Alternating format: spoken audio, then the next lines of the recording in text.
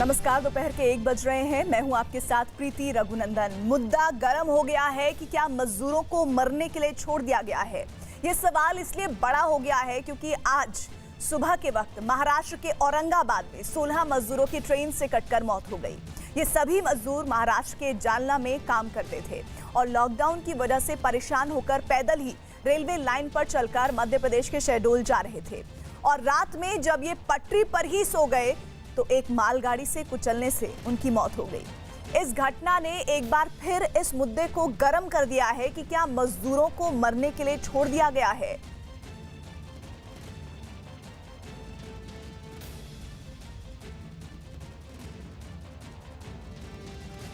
तो सबसे पहले ताजा हालात जान लेते हैं हादसे वाली जगह से, सिद्धार्थ से। मैं उसी जगह पर हूँ जहाँ पर 14 से 16 लोगों की दर्दनाक मजदूरों की मौत हुई जो एमपी के थे। मैं उसी स्पॉट पे हूँ। मैं दिखाने की कोशिश करता हूँ। शायद ज़्यादा करीब जाकर मैं दिखा नहीं पाऊँगा क्योंकि यहाँ पर पूरे मानवीय अवयव के जो है टुकड़े बिखरे हुए हैं, खून पड़ा हुआ है और कुछ मजदूरों की जो है चीज़ें भी यहाँ पर हैं। तो हो सके तो मैं पूरा नज़दीक से जाकर बताने की कोशिश करूँगा। ये मजदूर एमपी के थे और जालना के एक स्टील इंडस्ट्री में काम करते थे और जो है औरंगाबाद से कुछ विशेष ट्रेनें चलाई जा रही थी और शायद उसी होप से ये लोग यहाँ पर आ रहे थे कि जालना से कोई मध्य प्रदेश जाने के लिए जो है ट्रेन मिल जाए। वो जालना से निकले। यहाँ पर जो स्पॉट पे हम लोग खड़े हुए, यहाँ पर वो लोग रात में 3-4 बजे के तकरीबन यहाँ पर आ गए और थके आ रहे मजदूर यहाँ पर सो गए। और हम लोगों को सबको पता है, उसी तरह से मजदूरों को भी ये लगा होगा कि अभी रेलवे पूरे बंद है, कहीं पे रेलवे नहीं चल रही है, तो इस ट्रैक पे रेलवे नहीं आएगी। इसी अंदाज को लेकर ये मजदूर जो है यहाँ पे सो गए। लेकिन जो गुड्स ट्रेन है रेलवे के, जो अत्यावश्यक वस्तुएं लेके जाती है, वो ट्रेनें चालू थी। मजदूरों को ये पता नहीं था, इसलिए वो बिंदास यहाँ पर सो गए थे। लेकिन सुबह 5:30 के आसपास औरंगाबाद से नांदेड़ की ओर जाने वाली पेट्रोल लेकर जाने वाली गुड्स ट्रेन यहाँ पर आई और ये 14 मजदूरों को कुचल कर चले गई। एक बात ये है कि ये मजदूर जो है 16 मजदूर जो है हाथ से घटनास्थल पर ही दम तोड़ा और बाकी 4 लोग बच गए थे। मैं कोशिश ये करता हूँ बताने की कि मजदूरों की काफ़ी चीज़ें जो यहाँ पर खून से लथपथ है, खून से सनी है। यहाँ पर बता सकते हैं हम लोग जो है चार्जर हैं और रोटियां जो मजदूरों ने साथ में ली थी खाने के लिए, वो उनकी रोटियां हैं। उनके कमर के बेल्ट भी देखो यहाँ तक तोड़ के। उनके मोबाइल के कवर देखिए आप, ये कवर भी जो यहाँ पे है और ये कवर 60 से 70 फीट तक पूरा खून है और मानवीय अवयव के टुकड़े बिखरे हुए हैं। लेकिन अभी पुलिस यहाँ पर काफ़ी समय पहले पहुँच चुकी है। पुलिस ने जो है सारे चीज़ें मानवीय अवयव जो है पूरे लेकर अगली प्रोसेस के लिए भेज दिए हैं और जिला प्रशासन है, पुलिस प्रशासन है, रेलवे प्रशासन है, ये अगले प्रोसेस में लग चुके हैं। यहाँ पर अपने गांव पहुंचने का सपना लेकर जा रहे मजदूर यहाँ पर तो नहीं रहे, लेकिन उनकी यादें जो है अभी सिर्फ उनकी जो यादें हैं, उनकी चीज़ें जो पड़ी है, खून से सन पड़ी है, खून से भरी हुई है, तो यही यादें बोल सकते हैं। मजदूर तो नहीं बचे। तो मजदूरों को क्या मरने के लिए छोड़ दिया गया है कि वो पैदल निकल पड़े और अचानक इस तरह से पटरी पर कुचलकर उनकी जान चली गई।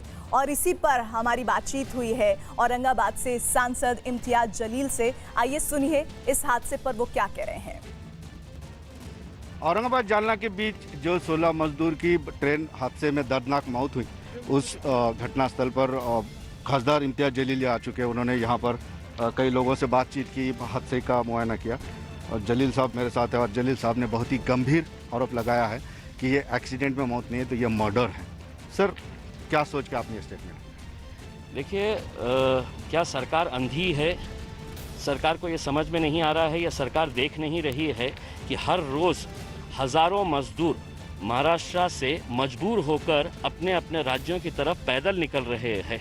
इस तपती धूप के अंदर छोटे छोटे बच्चों को लेकर बुज़ुर्ग लोग, नौजवान लड़के, ये लोग या तो साइकिल के ऊपर 1400, 1500, 1600 किलोमीटर का सफ़र तय करने के लिए ये लोग पैदल इस वजह से निकल रहे हैं कि उन्हें कोई सुविधा नहीं दी जा रही है। मैंने खुद ने prime minister's office, railway minister, railway department, इनको सबको ट्वीट के ज़रिए बार बार ये बताया था कि कई हज़ार मजदूर यहाँ पर फंसे हुए हैं करके। इसके बावजूद अगर ये घटना होती है, ये एक्सीडेंट होता है, तो ये एक्सीडेंट नहीं है, ये हत्या है।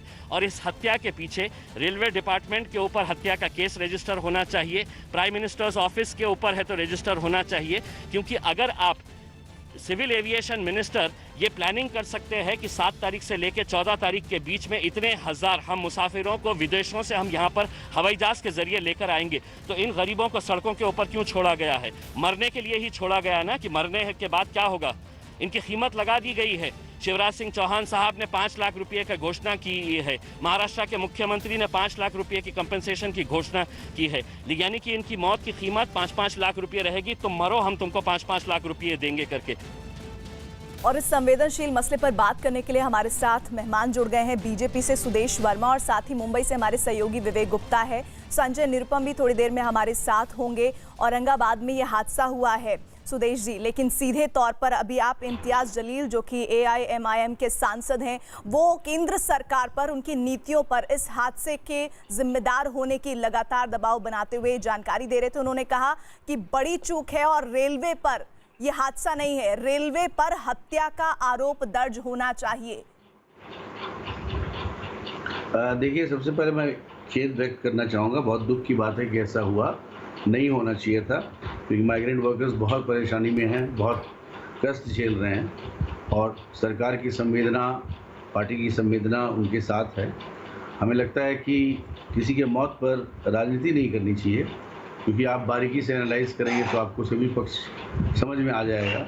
क्योंकि रिस्पॉन्सिबिलिटी कहीं ना कहीं तो है, ट्रैक पर वो क्यों सोए हुए थे, ट्रैक पर क्यों चल रहे थे। रेलवे ट्रैक जो है, आपको पता है कि इतने हजारों किलोमीटर में पूरे भारत में है और रेलवे ट्रैक पर चलना अलाउड नहीं है। ये क्राइम भी है, लेकिन ये मजबूरी के कारण ये लोग क्यों किए? क्योंकि आप देखिए, ये गांव का इलाका है जहाँ पर वहाँ जाकर लोग ट्रैक क्या साफ कर सकते हैं। यही एक मुद्दा है कि जो ट्रैक क्लियरेंस होता है वो क्यों नहीं ट्रैक क्लियरेंस कर पाए। इस मुद्दा पर आप बोल सकते हैं, लेकिन जो रिस्पॉन्सिबिलिटी फिक्स करने की बात इतनी जल्दी करेंगे तो ये अच्छा नहीं होगा। इंक्वायरी होने दीजिए, पता लगेगा। क्योंकि आपको पता है कि माइग्रेंट वर्कर्स को भेजना ये राज्य सरकार की जिम्मेदारी है, इसी कारण से, क्योंकि केंद्र तो ट्रेन देने के लिए तैयार है, लेकिन ट्रेन किसको देगी बताइए? वहाँ तो राज्य सरकार को ही रिस्पॉन्सिबिलिटी लेना पड़ेगा ना, कि केंद्र जो भेज रहा है तो माइग्रेंट वर्कर्स को ट्रेन दे रहा है तो हम किसको भेजें? ये पैदल चले, अपने आप में ये दुख की बात है। बहुत लोग ऐसे पैदल गए, इतने बोलने के बाद भी कि पैदल नहीं जाइए, सरकार आपके लिए व्यवस्था कर रही है।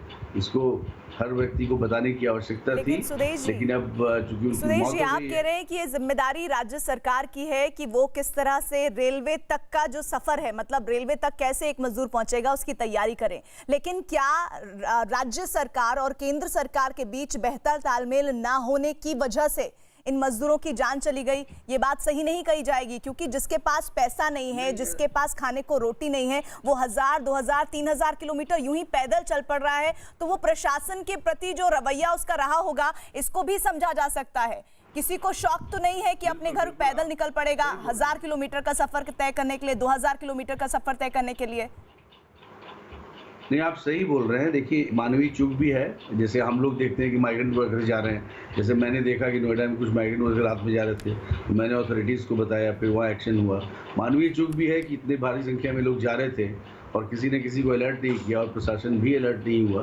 अलर्टनेस के तौर पर तो है ही, निश्चित ही, और इंक्वायरी होगी, पता लगेगा क्या हो रहा है। क्योंकि ये लेकिन हमारा रिक्वेस्ट ये है कि देखिए, मौत पर राजनीति न करें, क्योंकि ऐसा नहीं है कि कोई भी माइग्रेंट वर्कर्स के खिलाफ है, हम सब उनके साथ है ना।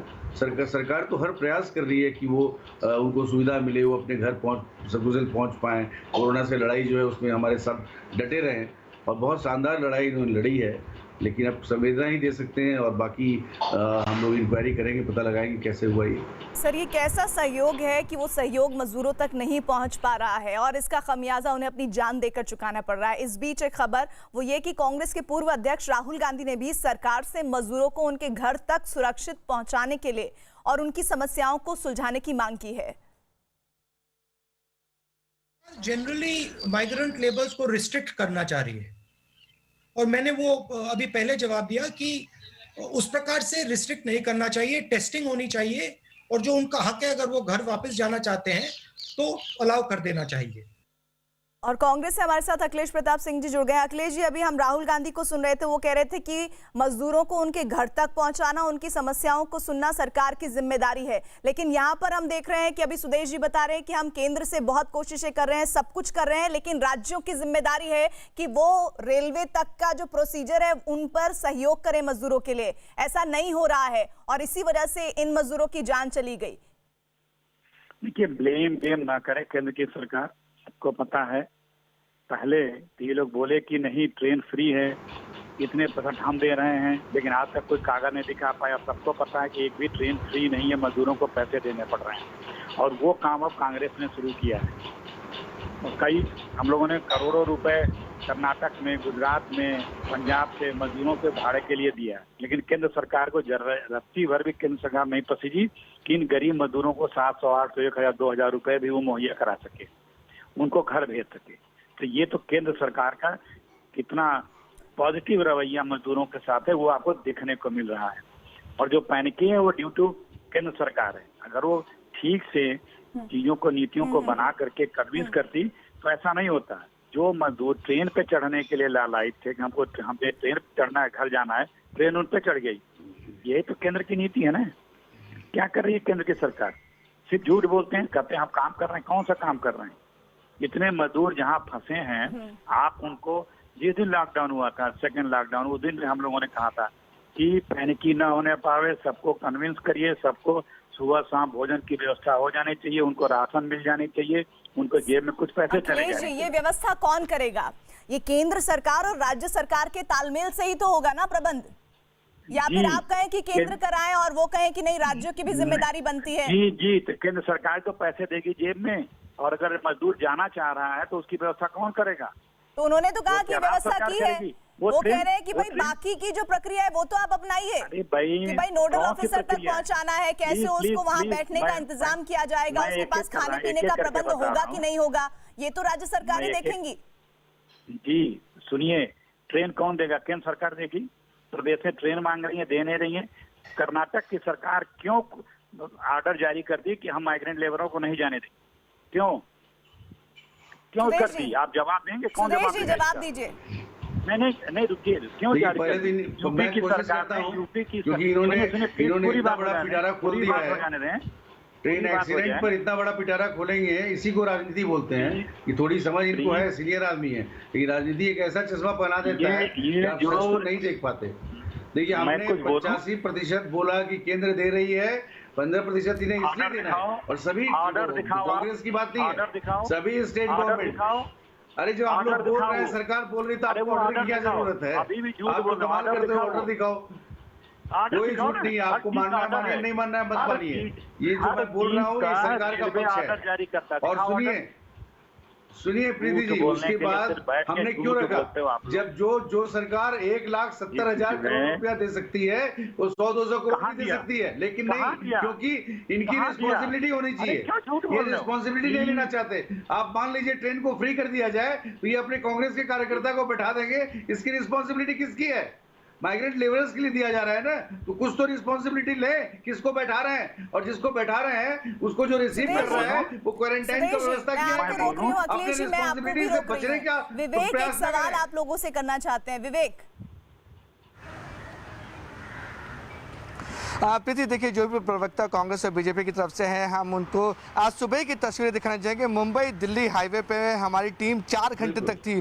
3 साल से बच्चे से लेकर 60 साल के बुजुर्ग बाकायदा सर पर बोझ रखकर, पानी की बोतल लेकर मुंबई से यूपी, गोरखपुर, लखनऊ, इटावा और लखीमपुर जैसे इलाके में जा रहे हैं। मेरा सवाल बस ये है कि अगर तैयारियां होती तो मजदूर इतना मजबूर क्यों हो गया कि अपने 3 साल के बच्चे के साथ गोदी में उठाकर हजारों किलोमीटर पैदल चलने पर मजबूर क्यों हो गया? अगर सरकार ने तैयारियां की थी, केंद्र सरकार ने की, राज्य सरकार ने की, कि ये यहाँ पे बहस का मुद्दा बनता जा रहा है। अखिलेश जी पहले जवाब दे दिए इस बात की, बात महाराष्ट्र की हो रही है, बात मुंबई की हो रही है। अखिलेश जी, इसका उत्तर दीजिए। जी देखिए, ये बहुत सही बात उठाया हमारे जो रिपोर्टर भाई हैं। उत्तर प्रदेश की सरकार ने महाराष्ट्र से मजदूर लेने के लिए मना कर दिया। क्यों मना कर दिया भाई? कि हम नहीं लेंगे महाराष्ट्र से लोगों के मजदूर। क्या रीजन है? तो जब आप लोगों में पैनिकी क्रिएट कर देंगे, नहीं लेंगे, लोग पैदल चल दिए। ये क्या कर रहे हो आप? ये मजदूरों ने देश बनाया है। आप कह रहे हो कि 85-15, अभी भी झूठ बोल रहे हो, शर्म नहीं आती आप लोगों को। फिर कहते हो आप ट्रेनें फ्री कर देंगे तो कांग्रेसी भर के उसमें आ जाएंगे। अरे कांग्रेसी हो या भाजपा हो, है तो सब हिंदुस्तानी।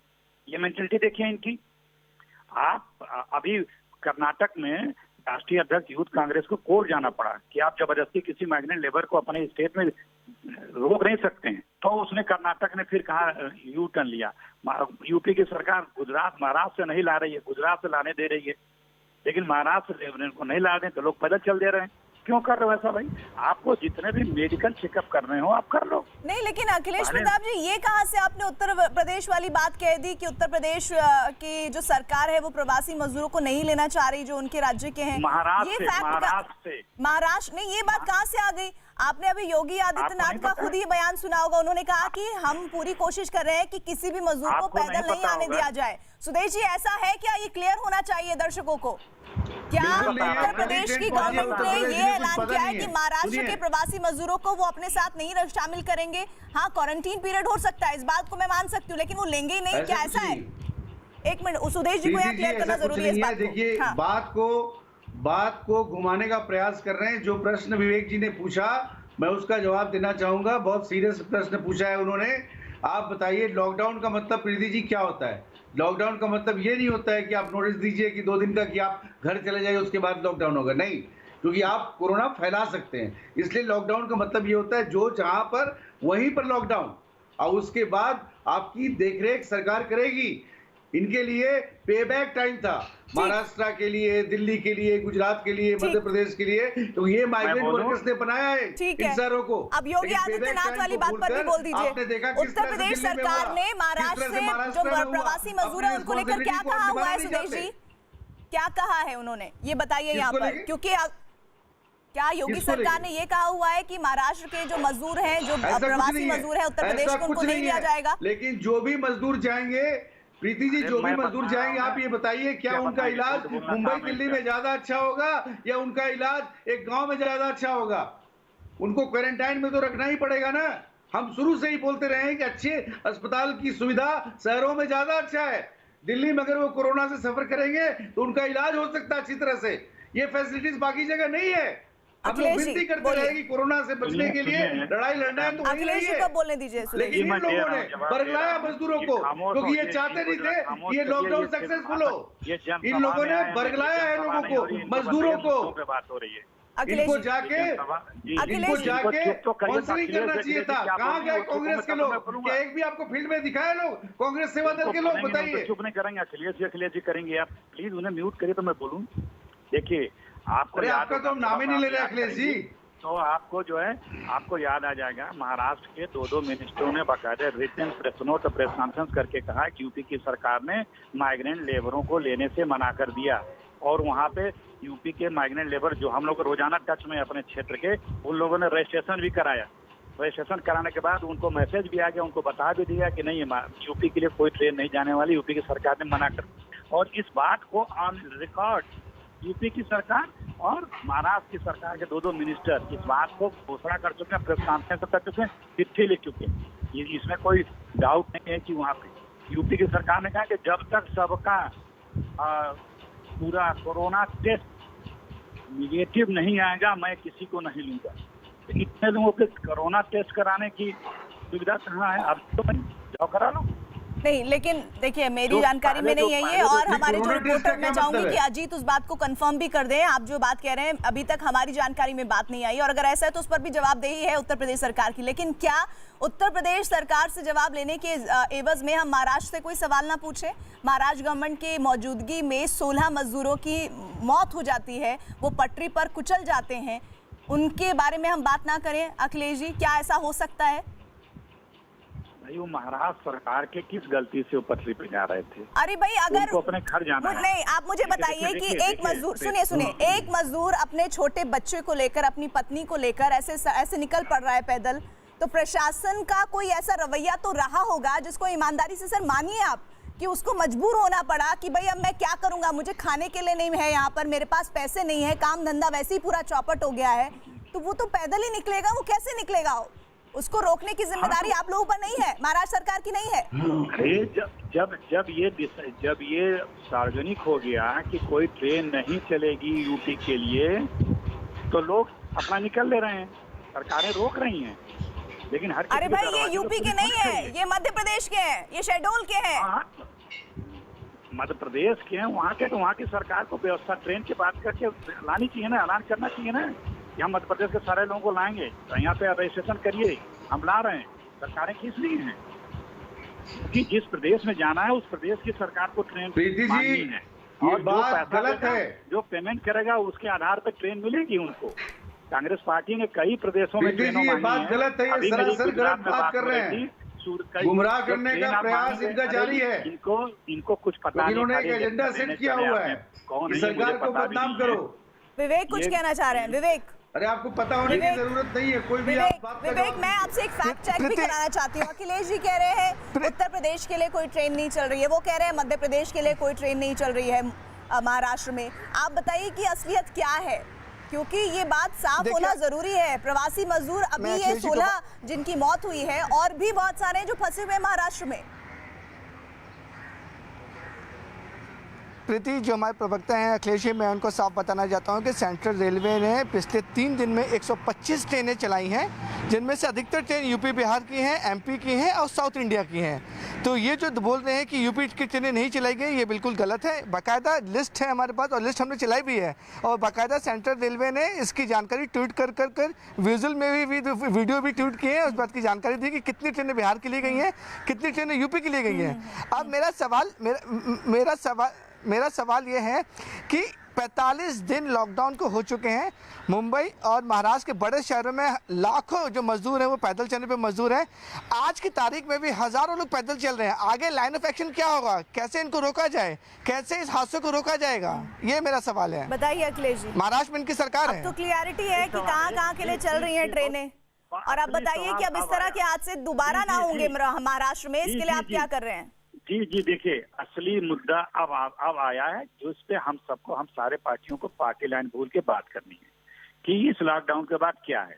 यही सवाल सोनिया जी ने 3 दिन पहले मोदी जी से कहा था, क्योंकि पॉलिसी डिसाइड केंद्र से हो रहा है। बार बार राहुल जी यही कहते हैं कि सारा सब सेंट्रलाइज मत करिए। तो अब केंद्र सरकार को बताना है कि हम लॉकडाउन खोलेंगे, बढ़ाएंगे, उसके बाद क्या स्टेप है मेरा। आप एक विजन लेके आइए ना 30-40 दिन के प्रोग्राम की। आप तो लर्न एंड एरर कर रहे हैं, आप दिहाड़ी के निर्णय ले रहे हैं। आप अभी तक हम लोगों को स्पष्ट हुआ, किसी को जानकारी है कि जिस दिन ये लॉकडाउन खुलेगा भी नहीं खुलेगा तो किस तरह खुलेगा, फिर आगे क्या क्या करना है, इंडस्ट्री के लिए क्या करना है, पैकेज के लिए क्या करना है, खेती के लिए क्या करना है, माइग्रेंट लेबरों के लिए क्या करना है, जो ट्रेवल कर रहे हैं उनके लिए क्या करना है।